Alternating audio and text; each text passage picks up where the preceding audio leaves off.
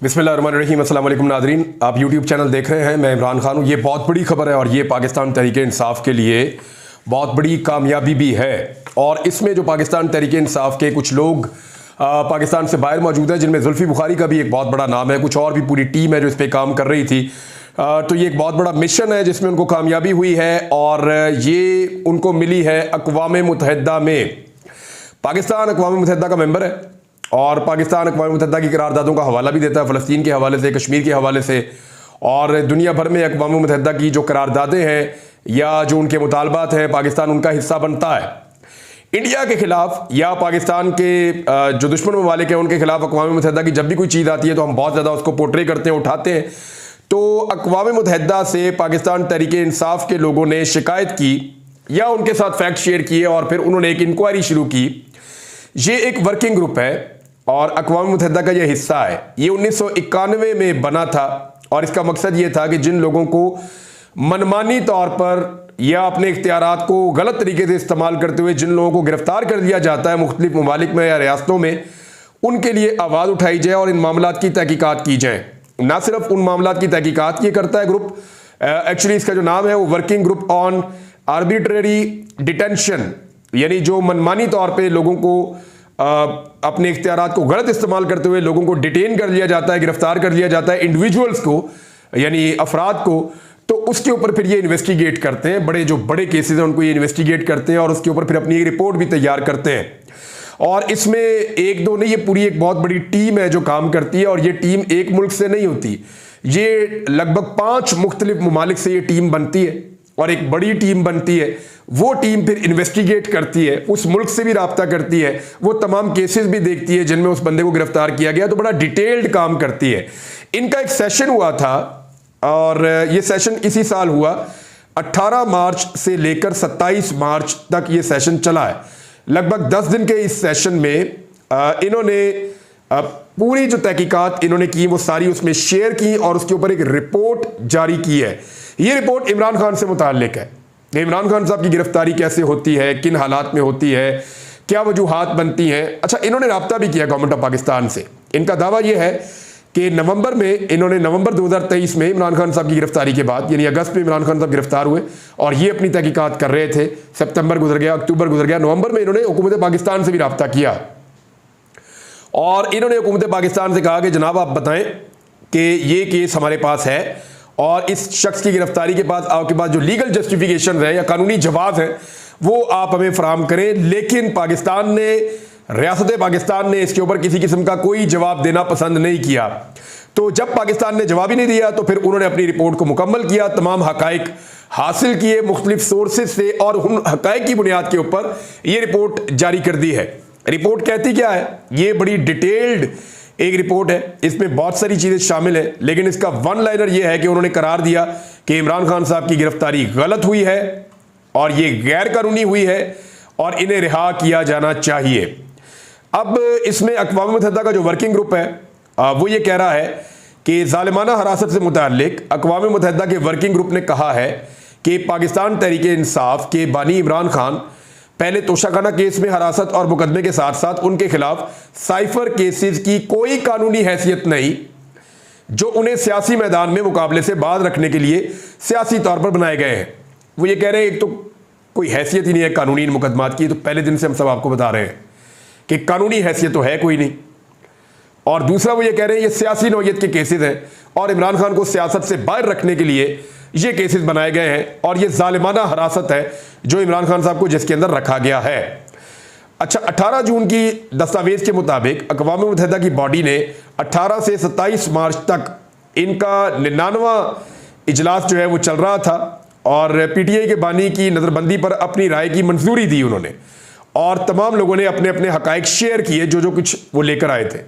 पाकिस्तान तहरीक इंसाफ के सरबराह की मुख्तलिफ अदालती कार्रवाइयों में कानूनी तजादात और बेज़ाब्तगियों का जिक्र करते हुए इदारे ने कहा है कि वो इस बारे में अपनी राय दे रहे हैं कि इमरान खान को ज़ालिमाना तौर पर नज़रबंद किया गया है, गैर कानूनी है, कोई जवाज़ नहीं है।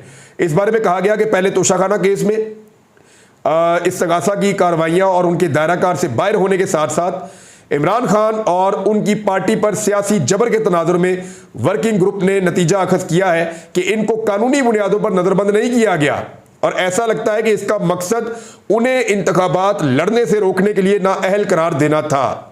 लिहाजा ऐसा महसूस होता है कि यह सब कुछ मुबैना तौर पर सियासी मकासद हासिल करने के लिए किया गया है।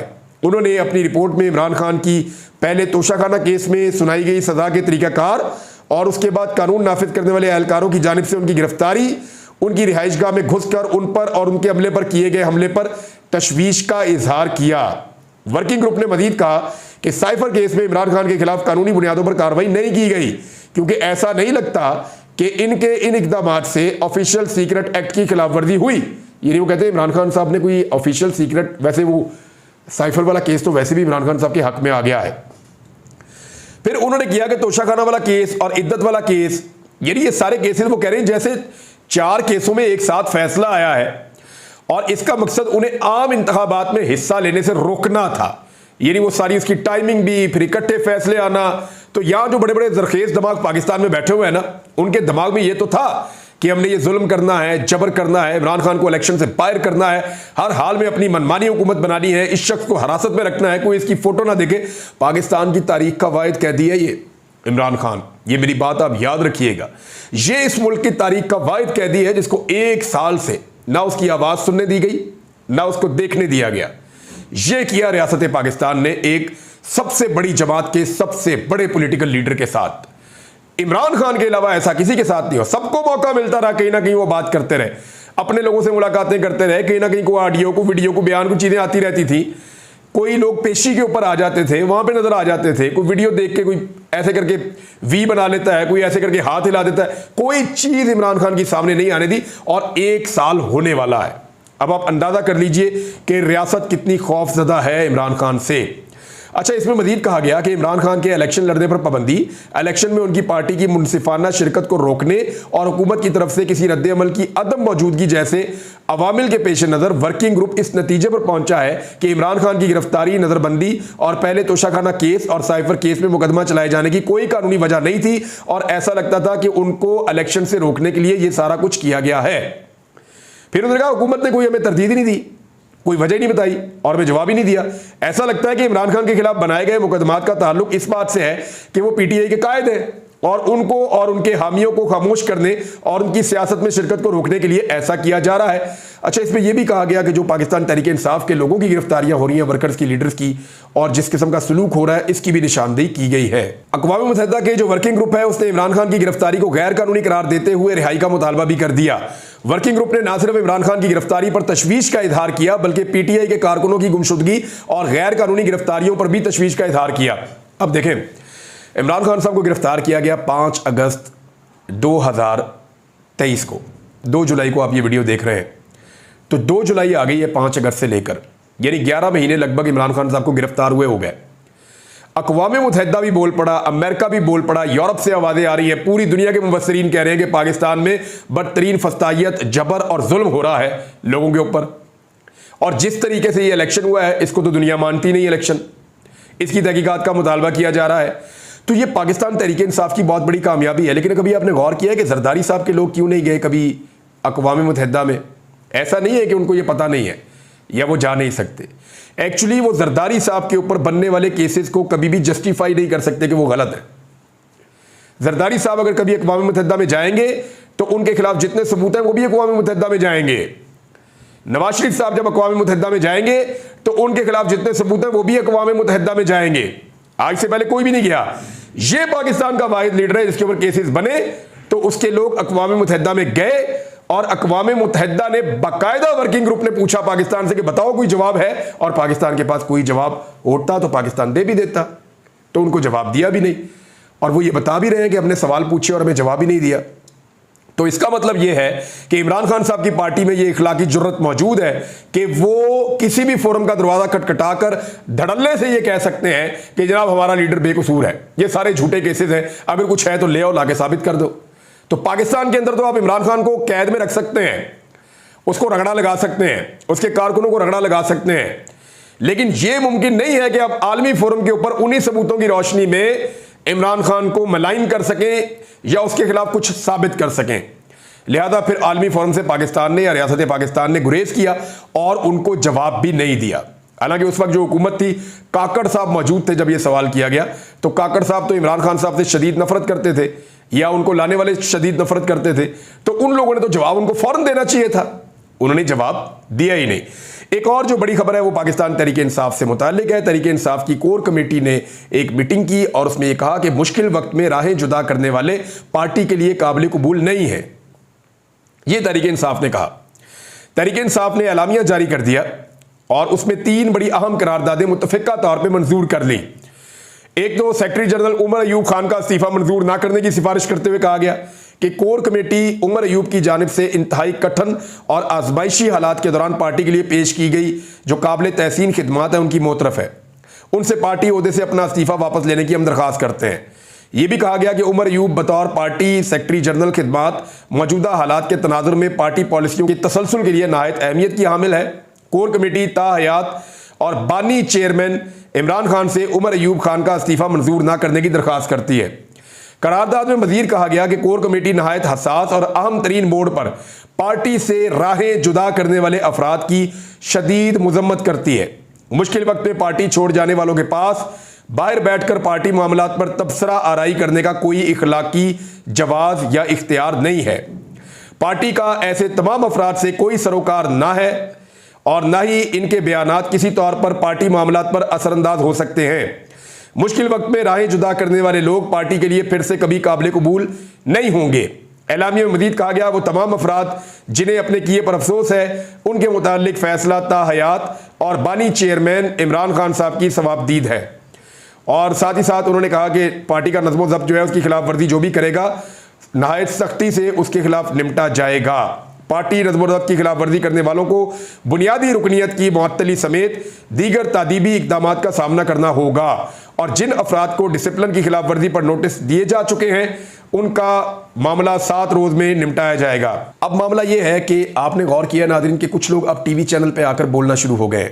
ये वो लोग हैं जिनके बकौल वो मुश्किल की वजह से पार्टी को छोड़ गए थे या उनके ऊपर घेरा इतना तंग था कि वो पार्टी को छोड़ गए थे, लेकिन उस वक्त भी बहुत सारे लोगों ने पार्टी को नहीं छोड़ा। वो लोग आज गिरफ्तार हैं। शाह महमूद कुरैशी पार्टी नहीं छोड़ी, अंदर बैठे हुए हैं। इमरान खान साहब हैं, वो खुद सख्ती बर्दाश्त कर रहे हैं। यास्मीन राशिद हैं, सनम जावेद हैं, आलिया हमजा साहिबा हैं, फिर एजाज चौधरी साहब हैं, बहुत बड़ा नाम है पार्टी का और उन्होंने पार्टी नहीं छोड़ी। पंजाब के सदर रहे हैं वो पार्टी के। मियाँ महमूद रशीद साहब अपोजिशन लीडर रहे हैं पंजाब के, बड़े ज़बरदस्त पाकिस्तान तहरीक इंसाफ के लीडर हैं। उमर चीमा गवर्नर रहे हैं, बड़े मजबूत आदमी हैं और उन्होंने इमरान खान साहब से लंबी वफादारी की एक तारीख रकम की है। तो ये वो लोग हैं जिन्होंने पार्टी को नहीं छोड़ा, मुश्किल देख ली और कुछ लोगों ने छोड़ दिया कि मुश्किल के बावजूद मुश्किल आई, उन्होंने कहा छोड़ो निकलते हैं यहाँ से, और वो पार्टी छोड़कर निकल गए। अब जिन लोगों ने पार्टी छोड़ दी वो दोबारा पार्टी में आना चाहते हैं, लेकिन आप गौर करें कि कुछ लोग अचानक से टीवी चैनल पे आकर बोलना शुरू हो गए। मैं नाज़रीन आपके सामने बैठा हूं, आप गौर कीजिए, ये जो लोग अब टीवी पे आकर बोल रहे हैं ये पाकिस्तान से बाहर ट्रैवल भी कर सकते हैं। इनके नाम ECL में डालने की जरूरत ही नहीं पड़ी, ये गए जाके ट्रैवल करके भी आ जाते हैं। लेकिन बहुत सारे लोग हैं जो अभी भी ट्रैवल नहीं कर सकते पाकिस्तान से बाहर।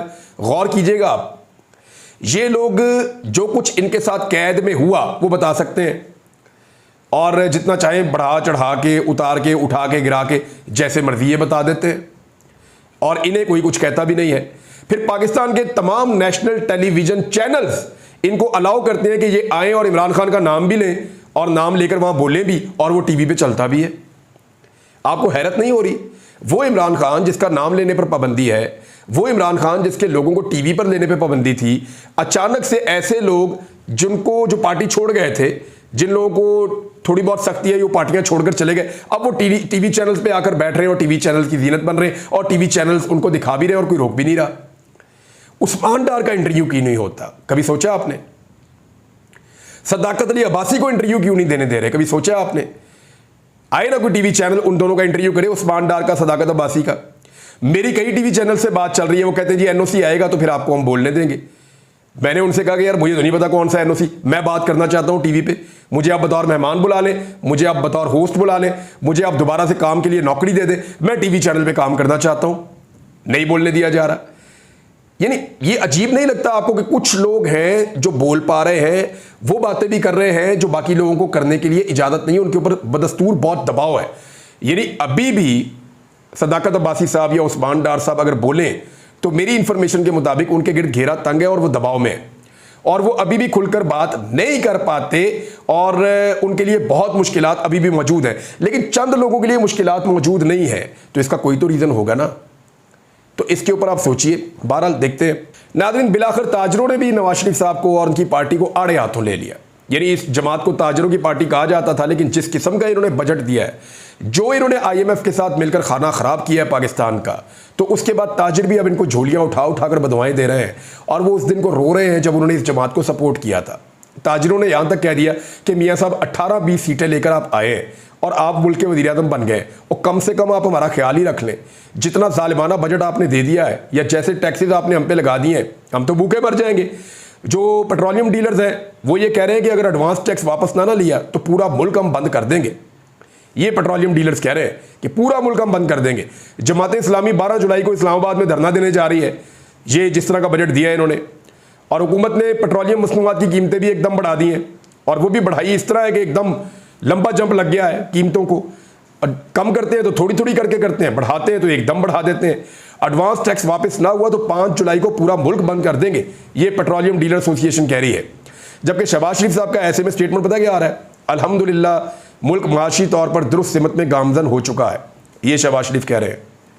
और सेम टाइम में ख्वाजा आसिफ का स्टेटमेंट भी सुन लें। IMF जो है वो पाकिस्तान की खुद मुख्तारी के लिए खतरा है, हालिया टैक्स IMF के दबाव पर लगाए गए हैं। अब आप अंदाजा कर लें। और वजीर दिफा और वजीर आजम दोनों एक पेज पे नहीं है। वजीर आजम कह रहा है बिल्कुल सेट हम जा रहे हैं, सीधे जा रहे हैं। वजीर दिफा कह रहे हैं जी बेड़ा गर्क हो गया, कोई चीज़ नहीं बच रही।